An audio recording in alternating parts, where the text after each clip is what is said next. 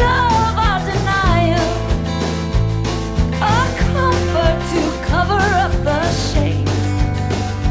But the truth is standing on trial. I've got proof that we're all to blame. Oh, my fellow Americans, are we reaping our harvest of greed? Have we built our house on sinking sand? Why are we being ugly Americans?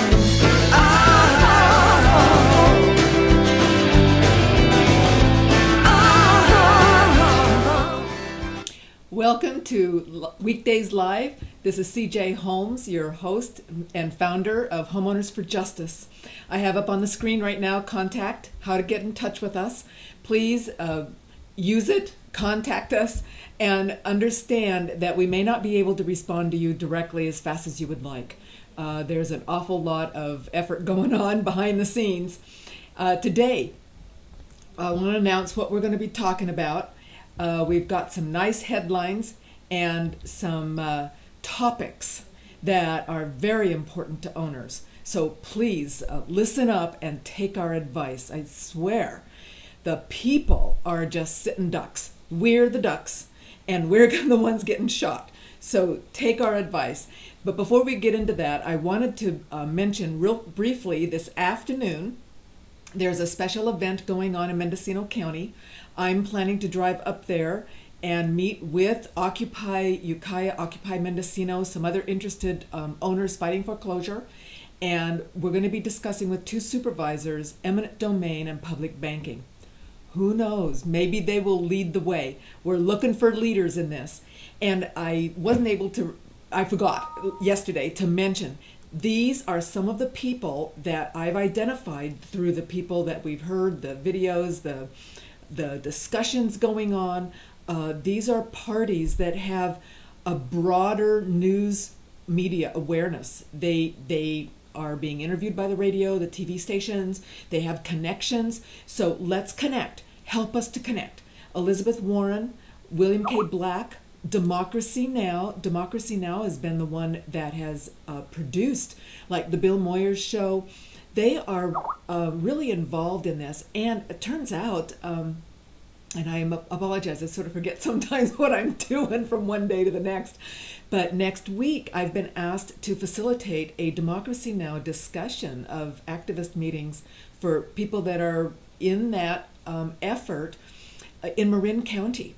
So if you're in Marin and want to go to that meeting, I will announce that. I'll put that up on the show. You can email us to find out when and where. It's February 12th, 7 o'clock in Corte Madera.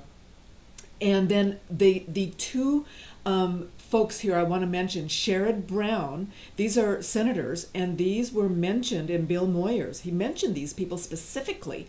And again, I want to point out, let's stop the DNR. I mean, I have them up there, but the fact is maybe we should have a little subletter like P. P for the people or B for the banks. Who are they for? And turns out Sherrod and from Ohio, Democrat, and Chuck Grassley from Iowa, Republican, they both want to help put banks back in the bottle.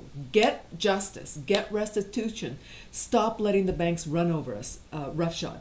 So let's partner with each one of these people that we start to hear about. Let's connect. My time is limited. If you can help us connect, if you can be that connection between this group that's watching live stream and us fighters, and those folks, so we can work together, they can bring media, we can bring support, we can get more people involved. That's the battle plan. Help us do that. So today, without further ado, I wanted to talk about the loans, what's happening, the modifications, and some issues with MERS, because it's really, really ubiquitous, and we need to be sure we're fighting back as best we can. And then we're going to ask Randy to get back on the show with us to discuss about how dangerous it is for owners to actually record documents on their own property. I know a lot of people have done that. And then I've got a lot of questions about notary filings and DAs and what do we do next? And I'm going to try to address that best we can. But this, I wanted to start with this. This is a fascinating short little clip. Who knew? And we're all supposed to be equal under the law. Hello? But we're not. We're not equal. You know why? Some people can run for offices that you and I cannot run for. They're called judges. And you can't run for it. And they're called district attorney. And you and I can't run for it. But once upon a time, anybody...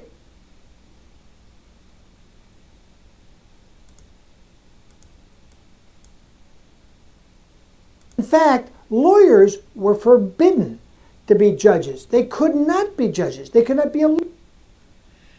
And I'm working on my internet, trust me. Lawyers were forbidden to be judges. They could not be judges. They could not be elected judges. They couldn't even let them into, they wouldn't even let them into the courtroom. Bailiffs would keep the lawyers out. And they snuck in because they wrote people's wills on their last testaments, and then they had controversy, and so the lawyer had to come into the courtroom to testify as to the will of somebody that died, and some descendant is saying, I got cheated. And so that's how they wiggle their way back into the courtroom. And now they've created bar associations over the last 75 years and said only lawyers can be judges. This is nonsense. Interesting, isn't it? Fascinating how we, 75 years ago, most of us weren't alive, and we were not aware, and even if we were alive, we were very young, and so we were not aware of how this country really operated. I think we really need to take a step back and get back to the basics. I just wanted to share that clip. You can watch the rest of it, but I wanted to move on. We've got a lot of good, important things to discuss. Top story today, gee, as if we didn't know, B of A is still violating the loan modification agreements, even after the court settlement. No kidding. We know this. The people know this. But fortunately, it's starting to get out a little bit in the media, and we need to really champion this. We need to let the people know that truly Bank of America, all the major mega banks are violating the consent judgments. And I'm going to show you where you can find those judgments. I'm going to remind you just a quick overview of the encyclopedia of information in the Homeowner for Justice website so that you can sort of remember where to go. It can be tricky. Trust me, I struggle too. So here you go. Here's an article. And of course, I'm always a bottom liner. What are we going to do about it? And how can we get back against them about it? One of the things I'm recommending and working on is that in all of our complaints, in that owner affidavit, which I apologize, we're still working on, we would include the consent judgment and the violation of the consent judgment. That is a judgment from the court against the banks, and they said, yes, judge, cross my heart, we won't do this anymore. And they are doing it. So let's put it back on them. Here's what's actually also happening. This is a fabulous step. Most of us are not involved in this because we're not insuring these loans. If you were insuring these loans, you'd be very interested in this. And this is basically called a putback case. One of the big assumptions about mortgage putback cases has been turned on its ear, much to the detriment of the banks. If you think there's pitched legal battles, we haven't seen anything yet, because now with this ruling, it's obvious the banks are going to throw even more resources at it. So even more important that the people, while they're fighting their war up here with their swords and shields, we're down there whacking off and cutting off their toes, because that's what the notary complaints are, and that's what these owner affidavits are. We're chopping off the feet of this whole fraud structure. I just want to read quickly. If you're late to this brawl, putback cases are also called representation and warranty cases. They occur when investors or bond guarantors, these are the credit default swap people, and these are the people that insured those garbage loans and were lied to. And they relied on the promises made by the originators and sponsors, that's the banks, about the quality of the loans. They have a case saying, hey, the bank lied to me. They did. They go to the judge, and they've not been getting the kind of restitution and the judgments that they want. Here now they are. Their remedy is typically that they force the originators, that means Bank of America, Chase, the originators, to take back those loans and give the insurer cash instead. So instead of the insurer being bankrupted by fraudulent insurance claims, which we've said for months now that the whole scheme was an insurance fraud, because they insured everything, and then of course they lied and knew about it up front, which is technically and legally fraud, except they had not been held to the fire. Their feet haven't been held to the fire on that. So now they are. So here's another good judgment. You see, I think the winds are changing. We need to blow as hard as we can blow. I wanted to talk real quickly about the Kentucky Attorney General lawsuit, because in this lawsuit, this is the complaint, and on page 14, I'm just going to talk about these are the factual allegations, and these items can also be used in our written complaints and affidavits. The charges that they make, we can include those. Why can't we write those down on a piece of paper? If the Kentucky Attorney General thinks that this is valid for a lawsuit, then it's certainly valid for every owner to make the same claim. MERS, number one, right here, the defendants violated Kentucky recording statutes by failing to record mortgage assignments. They violated the statutes. And creating an electronic registry for the purpose of providing its members with a system by which they're purportedly able to avoid recording. That was the whole point. MERS brags about that. And we're going to be talking more specifically about MERS and some of the chicanery and lying that MERS has been doing, and under cover of which all this fraud is taking place. But here's the next one. MERS business model is predicated on the violation of the Commonwealth's recording statutes. That is true in every county in the country. Every county says whenever the loan transfers, you have to record the assignment in the registry or the records. So East Coast, it's registries. West Coast tends to be records. It's all the same thing. They have a spot where everyone is supposed to record these assignments, and that is where the legal recording is taking place. It is public. You and I are be able to go in there and look and see who owns what. That is the point, and they have completely subverted that. So we're going to talk a little bit more about that coming down the pike, but these lawsuits are not that complicated, and they're very instructive. So take a moment when you have a chance, read them. It might help you understand better and then draft better complaints. Even though a group of us are really struggling to find the time and to really work together and get a list of the complaints itemized, because they're in general all the same. Everything they did to you, they did to me. And no matter where you are in the country. So all of us need to work back and fight back together. And as we coordinate and do the same thing, then I think we're going to get more traction. And that's the point. Get more people involved. So I wanted to go briefly through the Homeowner for Justice website. It does change frequently, and I want you to understand that I'm doing my best.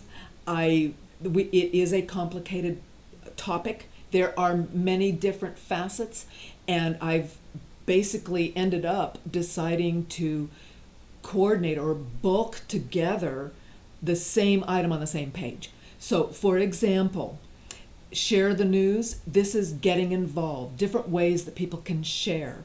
For example, here's something I have not yet loaded up. I do think of these things and then share them on live stream, and then I have more work to do by loading them up. But here's something I wanted you to understand. You can share each one of these live streams, either the show individually or the channel. So if you go to the show individually, just take a look at where you're at. Down below, this is the video part. It's probably streaming live right now, and if not, well, if you're watching this, it is streaming live for you, no matter when you're watching. So down here in the comments after the show, and sometimes it can be a whole day, I apologize, I put in the links of that show, the links that I'm showing on the screen, so that you can get, access to those directly.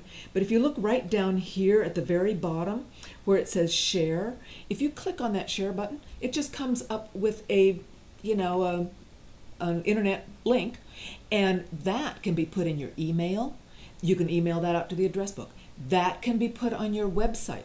If you want the little video square to show up on the website, it's real simple. You just go over here and you click this embed, and up comes the code. It's HTML code, iframe, and you can just copy and paste that into your website as an HTML program, little programming language there, and when you save it, it will turn into the little video screen that people can just say, oh, look at that, I want to watch. So please use this effort. Share it out in the email, share the channel.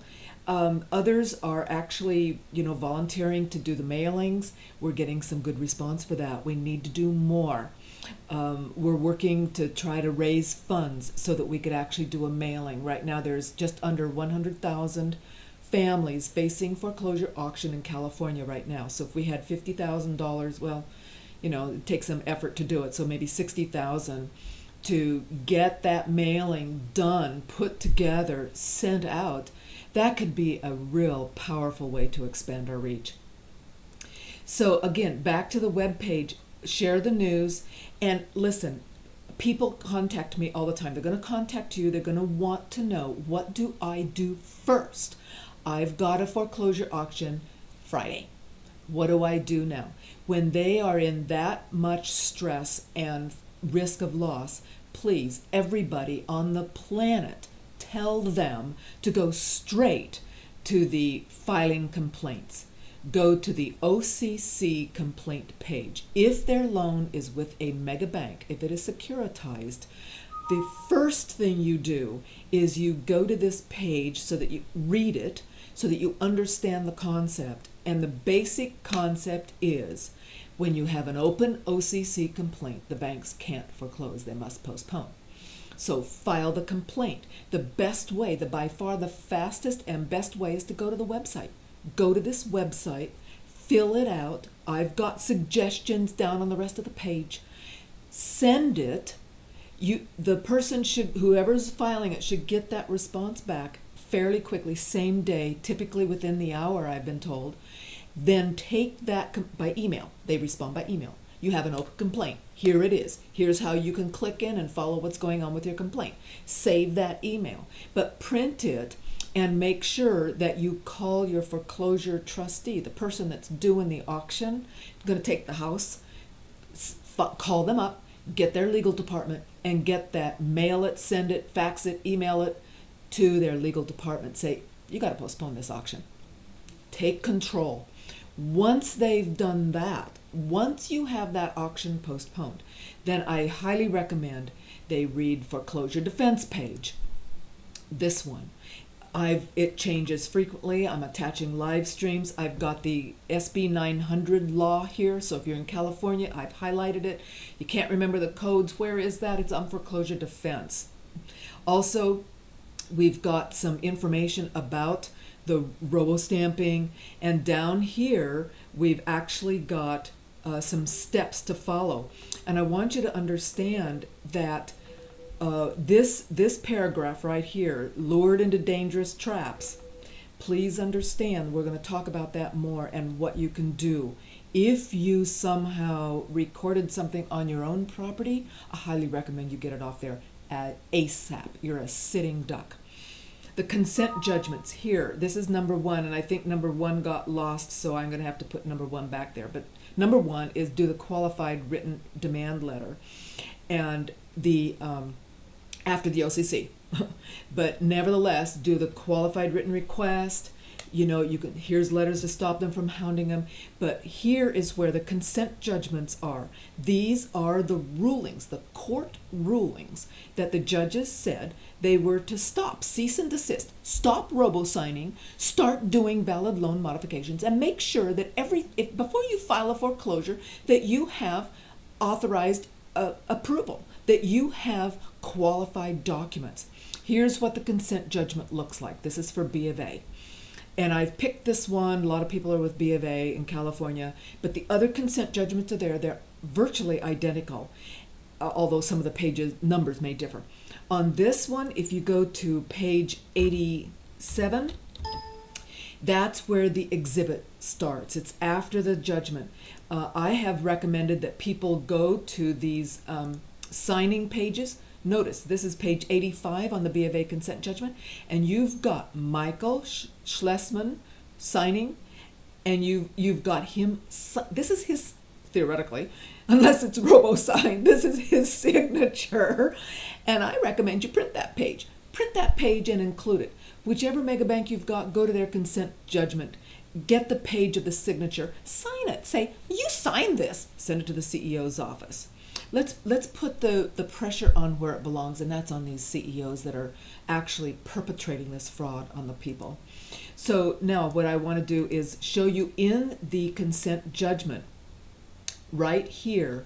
This number 1 is that foreclosure and bankruptcy information and documentation, and these are going to apply, and this discusses all of the standards for documents used in foreclosure. I'm going to skip bankruptcy, it's the same.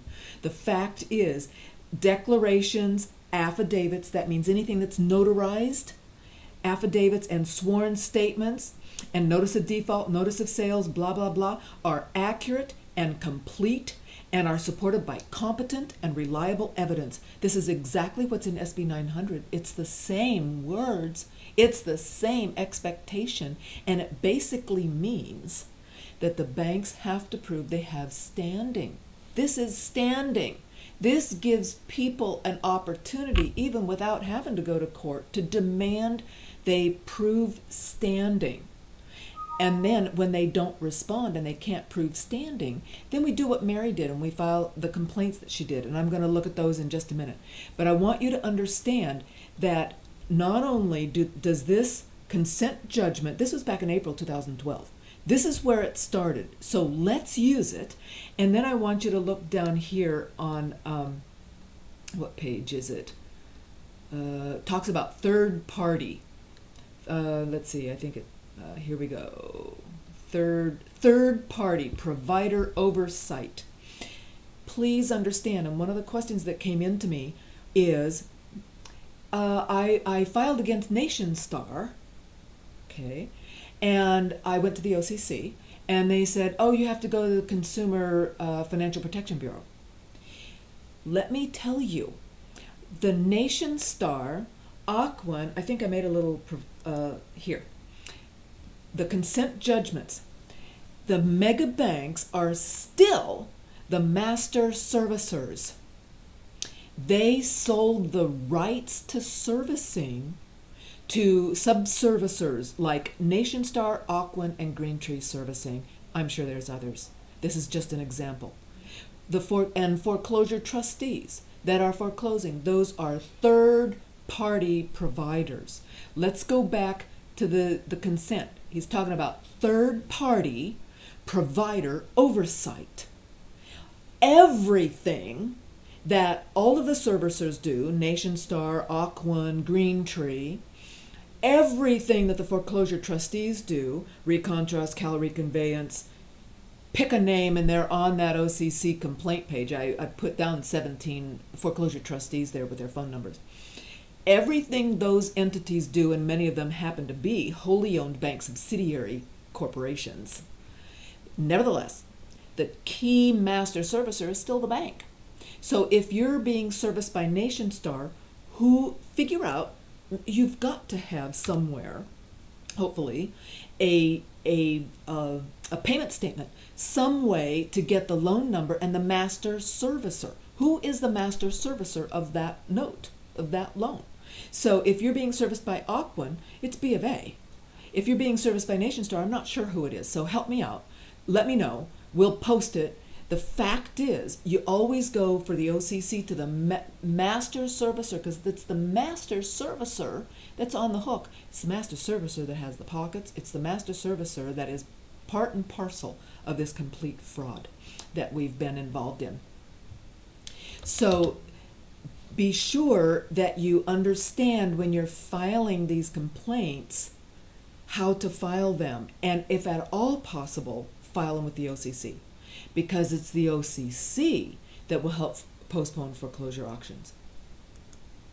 Now, I wanted you to also, let's quickly just pick up on the Homeowner for Justice. We talked about the foreclosure defense page. That page not only talks about the qualified written requests and the consent judgments, and then I refer to the OCC complaint. And if you're not in a huge hurry, like my auction is tomorrow, well, tomorrow might even be too late, but you know, do the OCC complaint first. But otherwise, go down the list, and remember that you will not have any forged documents on your property, pretty much, until they file a notice of default, because they do a flurry of filing. They do the assignment, the trustee substitution, and the notice of default, bam, bam, bam, just within seconds of each other. That's when you're going to have something that you can actually work with. Once you have that information, get on this editable spreadsheet and just download it. It's just a spreadsheet. I just laid it up. Fill in the blanks. I've got some samples on the next page when I've got the put the examples. I'm sorry. I'll put the examples back here so that you can see what that looks like. So that you can, it's probably on the Suspicious Signatures webpage. So that basically you're going to just lay out all the information on the spreadsheet. And then it's really simple to say, wow, I had Lauren Stone sign something. So go to my Suspicious Signatures webpage and check them out. Which brings me to the next one. I want to show you that Suspicious Signature webpage, because this is the power of the group, okay? I swear to you, if everybody does this and everybody shares this information and we make it available to everybody as a group, as a team, watch what's going to happen. So you scroll down here on the Suspicious Signature page. Look what came into my office yesterday. B. Perez is a notary, and the commission has been revoked. So if you have any notarization on any of your documents by B. Perez, you already know. You don't have to get a notary oath signature to match it. You don't have to get and probably won't be able to get journal entries from this notary, because turns out that the notary never returned the journals to the state like they're supposed to the county. So there are no notarization journal entries. The commission has been revoked. Everything that notary has done now is suspect.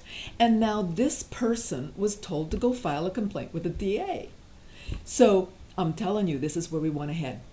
The more we get this information, actual proof under our belt, the more so I've started to ask around, how do we do the DA complaint? How do we do we have to file a police report? We've been told we had to. Let's get that done. Let's figure that out. That's next. That's coming. But this is, just think, this is 1 week. In 1 week, we've now found this out. We've gotten other information as we get information about the notaries from one source, because there's a whole long list of this. But many people have the same names, just like on Lauren Stone. Lots of people have Lauren Stone as a signature. And turns out that I updated this one because I keep getting new information, January 27th. And notice, every notary that notarized different signatures for Lauren Stone, every one of those is false. And I believe that we could make that demand, we could file that police report just on the basis of that. Now, correct me if I'm wrong. I could be wrong. I'm just really anxious. Let's get busy. Let's chop off their toes. Let's make them stumble. Let's crash this monster. Let's get the DA to go, what? All of these notarizations are false? Judge, Stop this. Stop recon trust. Stop these foreclosures. Stop this monster. That's what we need. We focus on that now. And then once we get it stopped, we can work on modifying the loans, eminent domain, whatever else we can do to get reconveyance to the property so that people can keep it, they can pay the loan, they can get it free and clear, whatever. However, again, that's down the road. Focus on the process right now. I think we've got Randy on the line, and what I really wanted to focus on, because it's come to our attention that many owners have been filing things on their property. Hey, Randy, is that you? It would be me. Okay, good. Okay, so take us into what owners might be doing. I've already heard about it. I know you've heard about it. Talk about owners recording documents on their property, will you? Okay, and I'm going to have to watch my language because I sometimes get a little carried away. There's a lot of crap Yes. out on the internet. Yes. Stuff that will do nothing but get homeowners into trouble. Exactly. They don't have the money to defend themselves. They don't have the legal smarts to defend themselves. They hear stuff that sounds great, and they follow through. People tell them to record stuff, and they end up shooting themselves in the foot, potentially. Well, and it could actually be worse than that, right? Under 115.5 and 115 of the California Penal Code, they could end up going to prison, paying a fine up to $75,000. And of course, yeah. And of course, we know that the people are easy pickings. The people are easy pickers because they're looking for something that will save their house. And given the mental state they're in, it's just absolutely incredible how they can be taken advantage of. Exactly. The one caveat that I would give to anybody that's listening and anybody who knows anybody who's listening is that before you go do something, do your own investigation, because if it blows up, you're the one that's going to have to pay the piper. Right. Right. See, this is the point, and I'm even right now trying to hunt for the article. I showed this a while back, and this is an article from Stanislaus County in California, where some owners, recorded some kind of document on their property, and the DA is going after them. They're locked up now. They're in jail. And understand, when the banks record these things, the district attorneys know that the banks can afford the mega attorneys, the banks of mega attorneys, if you will. And they're going to go into trial. They're going to have 12 jurors, and they're going to have attorneys that are paid to totally confuse the jury. Right. The homeowners got no money. Exactly. They're lucky if they can afford one attorney, much less a whole bank of attorneys. Right. And given that kind of, difference in firepower, and the DA understand that every district attorney is a civil servant. They go through an annual review where they have their work reviewed and whether they're getting better or getting worse and so on and so forth. And a homeowner represents easy pickings. Exactly. They're the low-hanging fruit. Exactly. And they are so on the hook. So what Randy was able to find for us just this morning, I'm telling you, the mornings before live stream are sort of frantic, but he was able to bring to our attention, and I've now uploaded them onto the foreclosure defense website. And Randy, talk about them. These are rescission documents. Okay, I Googled actually a couple of years ago, and I came up with that where it says rescission of reconveyance. Right. Because one of the documents that a lot of the gurus were having homeowners record a couple of years ago was to reconvey your own deed of trust. Okay. And this is not something that's new. It's not something that just started last month. It's been around for a while. And I was very fortunate. I found that document. As a matter of fact, I searched this morning. It's still on the internet, believe it or not. But it's a Word document. Yes. So you can go in and you can actually change the title to anything that you want to do. That's all I did. The second document, CJ, was instead of the word reconveyance, I put a blank line. Okay. So Okay. you can fill in and rescind any daggone thing you want to rescind that you've recorded erroneously. Right. And so you can basically then, I got both of these documents, by the way, on this foreclosure defense page. I've uploaded them there. And I have a paragraph right under suggestions for foreclosure defense. And I just said, owners sometimes get lured into dangerous traps, like recording documents of their own on their properties. Don't do it. If you've already done it, before you get prosecuted, like right now, take one of those documents, and I have here the reconveyance rescission. That's a Word document. General rescission. That's the one that Randy just took off the reconveyance word, and you can rescind anything, any document. And you can go in on that, on the general document, and you can change the verbiage to make it fit your situation. I was just looking at it, and there's some stuff that I failed to change on it, to be very honest with you. But the bottom line of it is, as a Word document, you can make it say what you need it to say. But the most important thing is that second paragraph. Right. Through inadvertence and mistake, the undersigned executed a reconveyance. Or whatever that document was. Changed. Yeah, or If whatever you the put document something was. else. Right. Hereinafter reconveyance and said deed of trust, and the reconveyance has been recorded on, and you talk about the document that you recorded Right. erroneously. And hopefully this was sufficient to get you off the hook so that at some later time when you've got a deputy district attorney that's in need of some quick stats for his annual review, you don't come into their crosshairs. Right, exactly. Now, do you think this is enough to actually protect people? It's as good as you're going to get. It's better than doing nothing. That's true. See, That's true. obviously the best answer is don't do it in the first place. But once the damage is done, and once it's in public record, you can't get anything out of public record short of a court order.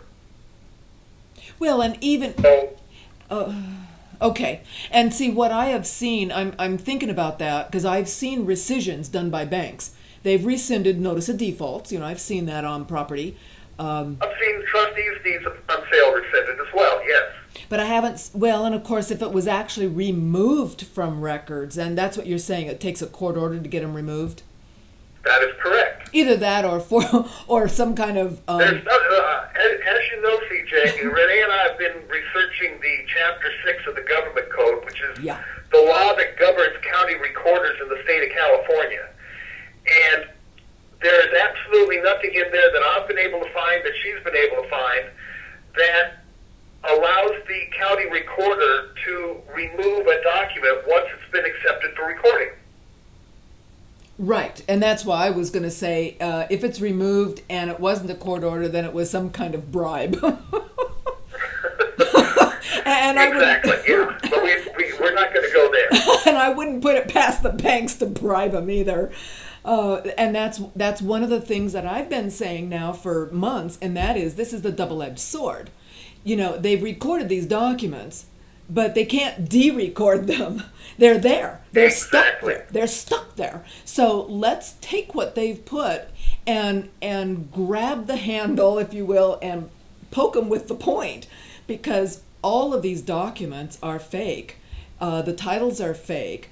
In fact, the whole concept of MERS and what they've called MERS, and I wanted to sort of segue into that here in a few minutes, because I believe, and see, like Randy and Renee and I've been talking, we're trying to get this owner's affidavit put together. And it's truly a big project. And we want to be sure that we're doing the as right as possible. So we're verifying things from other sources. What laws really do apply. Let's keep it simple. But I also believe that it's not necessarily bad to talk about the other kinds of things that Mary in North Carolina got. And I'm just going to run these by you, Randy. You're on the line. I've just got up on the show right now. She has 8 pages of items that they put into the letter, if you will, in a response, claiming which caused B of A to default, to not show up. So these are the claims they've been making. So let's consider them. that the she says motion dismissed, we'd be talking about these documents are based on a lack of standing, because they are. When they don't respond to a qualified written request with the correct documents and the allonge and prove they have standing, then all those documents are based on that lack of standing. Chain of title isn't proven because the endorsements aren't there on the note. B of A in this case, presented no evidence to prove ownership. In fact, and in their case, they had some attorney claim that it wasn't B of A, it was Ginnie Mae that owned it. So if you have some owner that's owning the note, the servicer can't claim to be the owner, right? That's correct. However, the eastern states have a lot of benefits that we in the western states don't enjoy. Many of the eastern states, they have to take the owner to court to foreclose. Right, a judicial process. You've got your day in court automatically. Whether you take it or not, that becomes, what you do with the opportunity. Here in California, a non-judicial state, we don't have that opportunity. So if it's going to go to court, if you're going to get in front of a judge, the homeowner's the one's got to do it. Well, now see, here's something else that I've been told by people that are in the judicial states, and that is, it almost doesn't matter because the judge doesn't want those documents in the court either. And I understand. And people that are filing lawsuits out here can't get the documents in. Now, I'm thinking that if we actually can get a DA to start looking at these documents and maybe filing criminal charges, then how could the judge not let that be involved? You know what how could they keep that out? Well, this is not the forum to do it, but there's reasons that the judges are fighting the homeowners. And there are specific documents that are a matter of public record. The consolidated annual financial reports for most government entities are available if you Google them. Right. And if you start going through those things and digesting them, all of a sudden some lights start going on. But I don't want to go into those here because those will go on. We can talk for 2 or 3 hours about that particular subject. Exactly. But the bottom line of it is, my personal belief is a lot of the problems when people go to court is procedure. They don't understand, they don't conform, they don't comport to the court's procedure. You mentioned something at the beginning of today's show about the law and basically how the banks are not upholding to their end of the bargain on some of these decisions that the courts have handed down. I always thought the contempt of court was a violation. I don't see or hear of anything being even remotely suggested that there may be some contempt of court going on here. Ooh, that sounds good. Let's research that. And I wanted to point out... I've only got 24 hours a day. I don't know about you. I'm not saying you, Randy. I'm looking at the camera going, come on, people, help us out. Attorneys, somebody help us. But contempt of court. The reality of it is, as a matter of fact, and this might come as a shock to some people, there's absolutely nothing in the law that says that when you go to court, you cannot be represented by someone who has not passed the bar. Attorney cannot represent you in court. However, if you go into court, you will never be allowed to have anybody represent you other than a bar-carded attorney. The reason being is because every court, even bankruptcy courts in this country, have their own little private set of rules called the local rules. Right. And buried within the local rules, the judges and the attorneys have gotten the protection put in there for themselves to guarantee their work, that if somebody is going to be represented, they must be represented by a bar-carded attorney. And see, that ties in with that first little 1-minute show thing I did at the very beginning. I just couldn't help but show that evidently That's why I brought it up. Yeah, 75 years ago, they wouldn't allow these people. I brought it up. They wouldn't allow these people in court. Now, and I have heard myself say over the years, we should not allow anyone that's elected a representative of the people. So I'm talking about the House, the Senate, the president. None of these people should be attorneys. In that first video you played, it didn't used to be that attorneys were allowed to hold those positions, and that's absolutely true. Right, and see, it's absolutely true. And now we can understand why.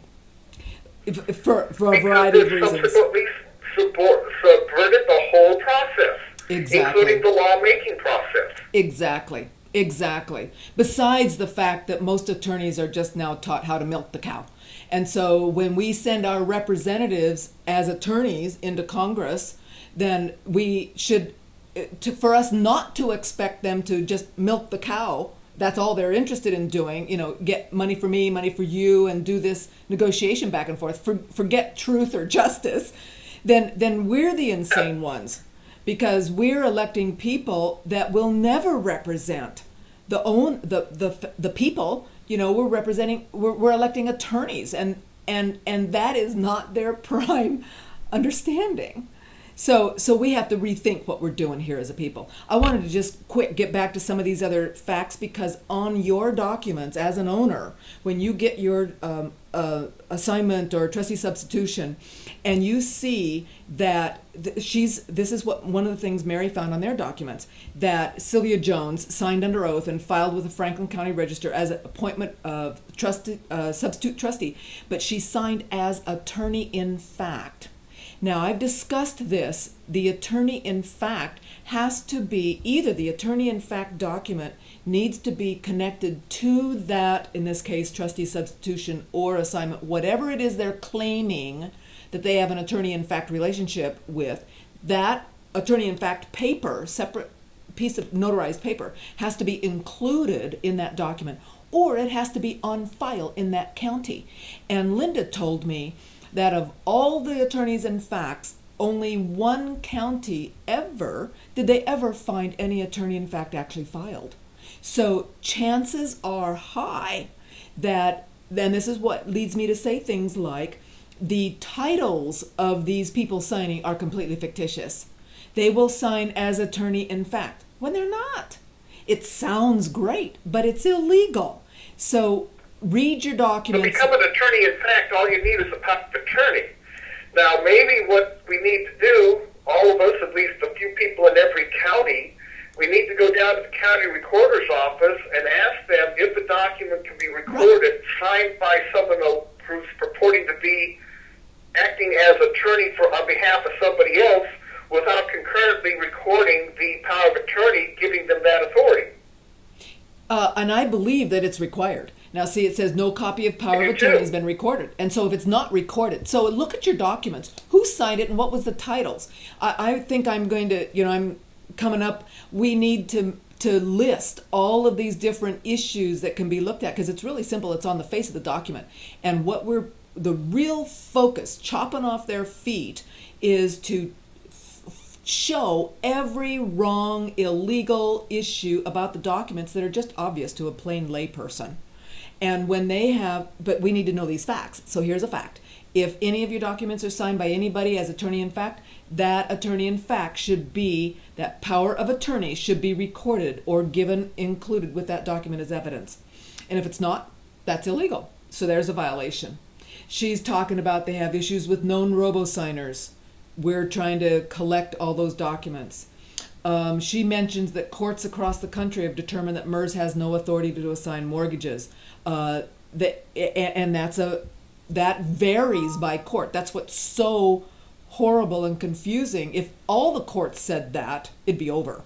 But they're not. And that's why you have attorney generals like Kentucky Attorney General filing a complaint against MERS, and you have other courts like in California saying, oh, MERS is great, we're fine with that.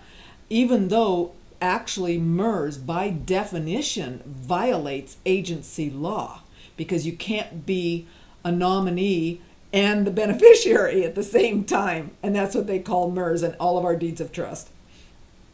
So anyway, I'm going to upload this. She talks about other issues that they found and are using as complaints.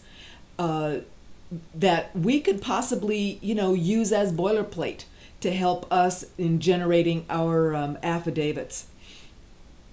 So, so back to this recording. I want to make sure that anybody that is facing some kind of nasty thing with a DA coming down the pike, you may not know it yet, but if you or anybody we've just got to really hammer this home, have filed anything on your properties already that was not, you made it up, it was like a reconveyance, or it was a rescission, or it was any kind of document, we highly recommend that you right now go to the site, download this Word document.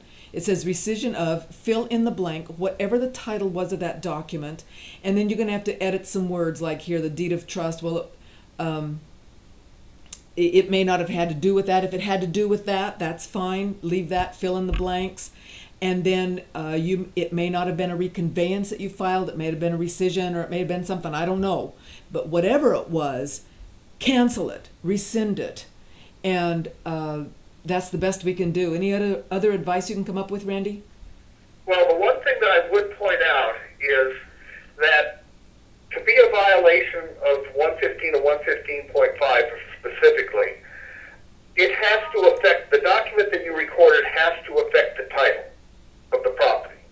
A reconveyance will affect the title of the property. Right. A rescission of, well, that's part of the reason why the assignments and substitutions have to be notarized, because those two documents, in actuality, if you look at what they really are, they're simply amendments to the already pre-existing recorded deed of trust. Right. The trust affects the document. It affects the title, excuse me. The bottom line of it is, the illegal documents aren't just, you can go down and record your utility bills if you want to. That's not going to affect the title of your property. It's only those documents that affect the title of your property, as long as your property is a residential 1 to 4, that are going to be getting you hung out to dry. Right.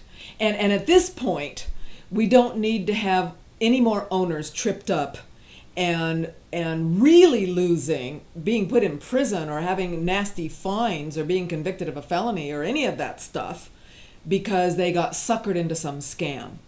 What we need to do is protect ourselves and each other as best we can, so that we can focus all the energy and all the complaints on the true legitimate fraud that has been perpetrated on the people. And I totally agree.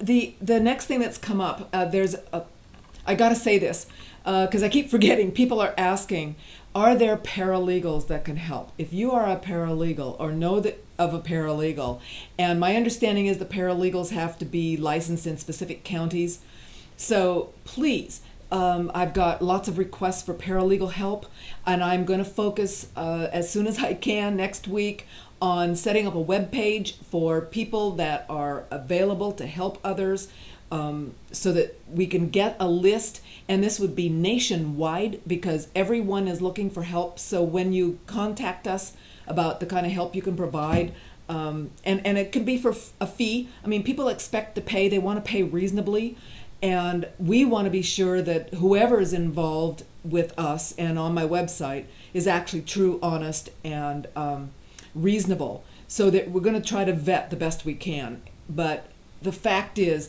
more and more and more people need help, and we're expanding the exposure. So I wanted to get that in because I tend to forget. And then there's other questions, and Randy, maybe you know this. Here's a notary question. The fact is, and I believe this is illegal, this lady looked at her document and discovered in some research that the notary, when they notarized, I think it was an assignment, or it's one of those, something affecting title, the assignment or trustee substitution, that when that notary notarized that document for a particular company, that notary was working for that company at that time. Is that legal? Do you know? To the best of my knowledge, there's nothing wrong with having done that. The notary is working under a commission granted to them by the state.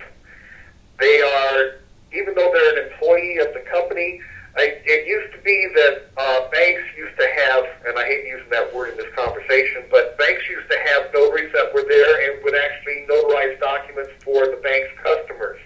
Banks haven't done that in a number of years.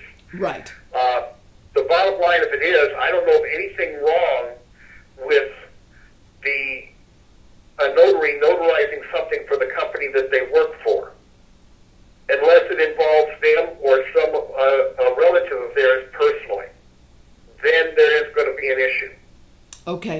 Okay. And then if any of you watching know something different, please just let us know, because this is an issue that is a big question. If the notary is not supposed to be working for the company that is, getting the property for themselves, like using MERS or something, which is just another hat and a smoke screen way to steal the property, then let us know, because if that's not legal, then we'd need citation that we could quote, and we could, include that in our complaint page.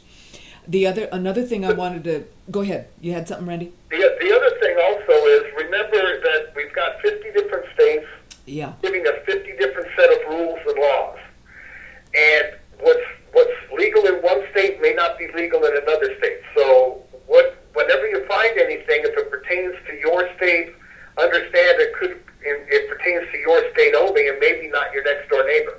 Now here's the next question then, Randy.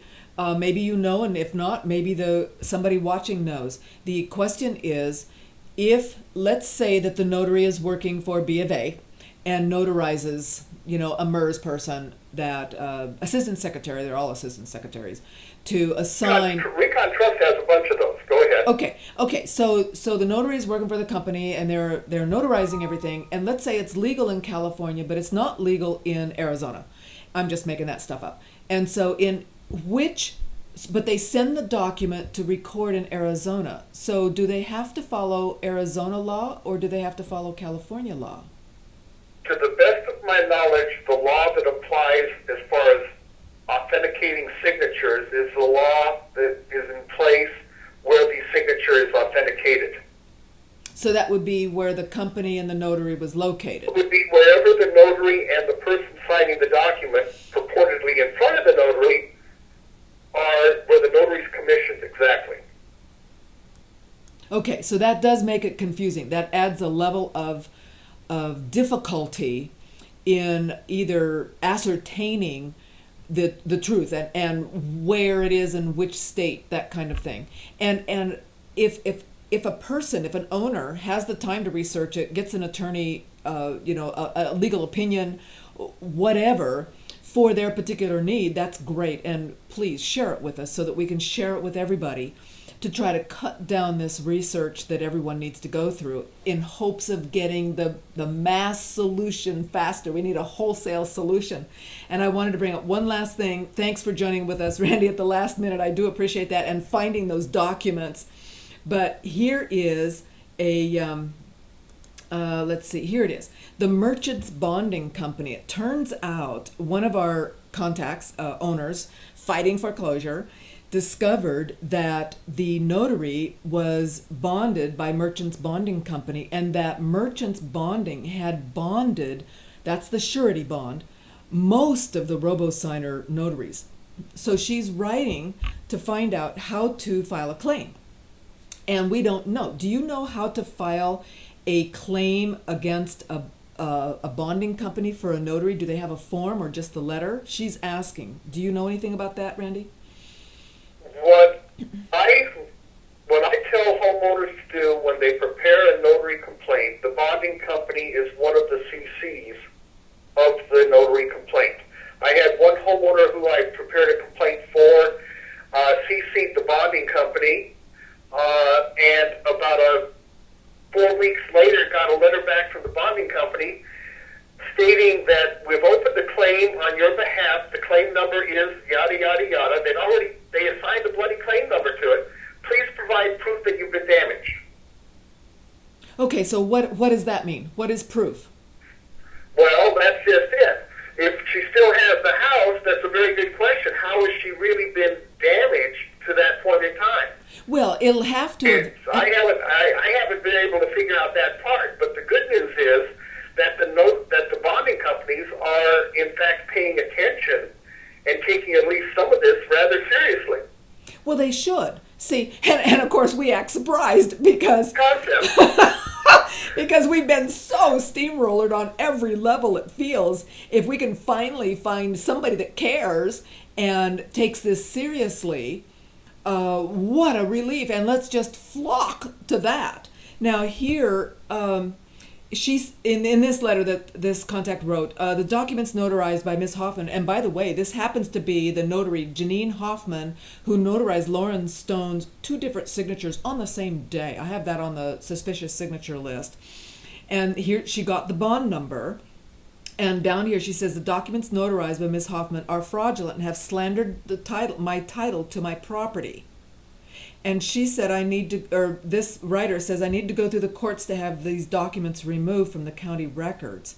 But see, if we could get those, why can't we insist that they rescind them? Rescind the documents? Yeah. You know, here's the point. We're talking about owners, that they recorded documents that they probably shouldn't have done, so rescind them quick. Here, file this. Why can't we start putting pressure? Why don't we start putting pressure on the banksters, that would be, you know, the B of A, Wells Fargo's, Chase, Citicorp, and Recon Trust, and, you know, the foreclosure mills, and the servicers. Servicers aren't really involved at all. They just got servicing rights. They're not generating these documents. It's the foreclosure mills under the auspices of the mega banks, which are the master servicers. So why don't we start putting pressure? And how can we get more leverage? There's the question of the day, to have B of A and Recon Trust rescind these documents. They're fraudulent and forged. Maybe we could get the DA to demand they get rescinded. What do you think? My personal opinion is that if you have them rescinded, the only thing they're going to do is follow up the very next day and do with something what else. would be considered, for lack of a better term, good documents. Right. And then we have the same battle all over again. And so basically they're just going to pick up where they left off. They will correct their error, I'm using the term loosely. Yes. And then they'll just proceed forward to take the house. That's not going to change it might put a little hiccup in the process, but that's the best case scenario, is a hiccup. I'm looking to do more than just cause a hiccup. I want to put the kibosh on the whole thing. Exactly. Personal opinion is the best way to put the kibosh on the whole thing is to do the notary complaint. That's step number 1. Right. Step number 2 is to prepare an affidavit like Renee talked about almost 2 weeks ago in her interview. Right, which we've been working on. Say again? Isn't that what we've been working on? That's what we've been working on. Yep. But to send that affidavit with the notary complaint then attached, because being an affidavit, now it has more legal credibility. Right. And send it to all the various law enforcement folks that are listed on your notary complaint page, which are basically the ones that I previously had CC sent to. Right. I would also, what the heck, you're there doing affidavits, send it in the form of an affidavit to the bonding company. So, that's a very good. To get their attention. That's a very good idea. So we do the notary complaint, and do it as a straight up notary complaint to the Secretary of State or whatever governing body it is. Right. In some states, believe it or not, and I think it's Ohio, though I could be wrong, if you want to file a complaint against a notary, what you do is wherever that notary is located, you file the complaint with the local branch of the State Bar Association. The Secretary of State who issues the commission is not set up for any kind of enforcement action.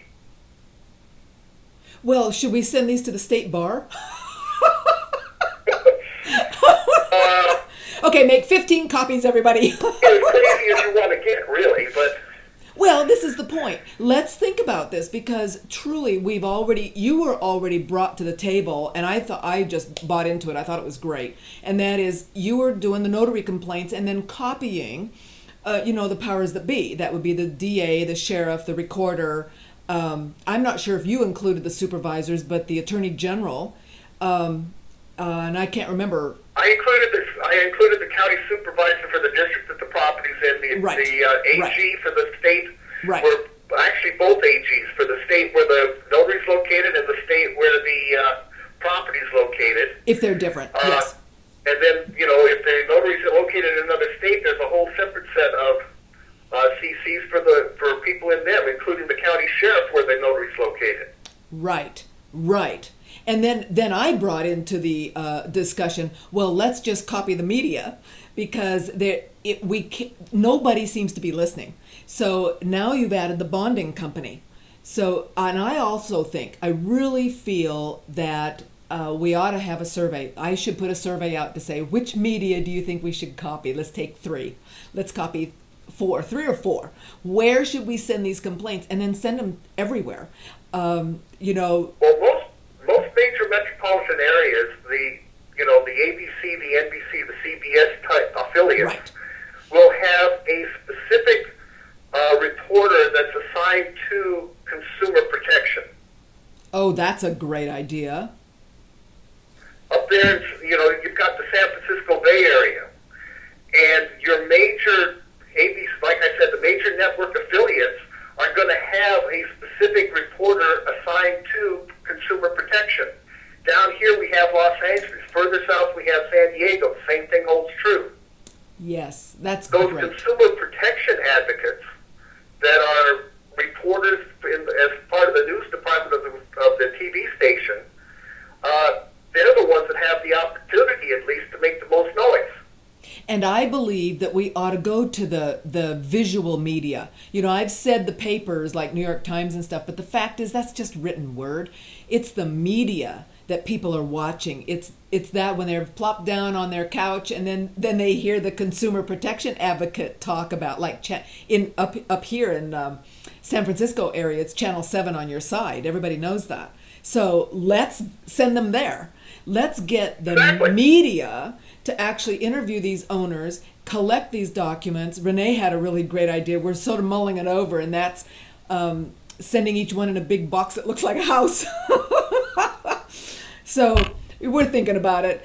We welcome the ideas. We welcome the strategies, because we're building this as we go, and we want to be as effective as possible and keep the cost down. It shouldn't have to cost thousands and thousands and thousands of dollars to save your house when it's just a whole ring of theft. This is what they're just doing.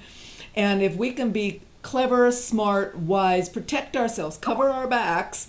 So if you've done any of those documents, I want to say one more time, please rescind them now. Get them off your property.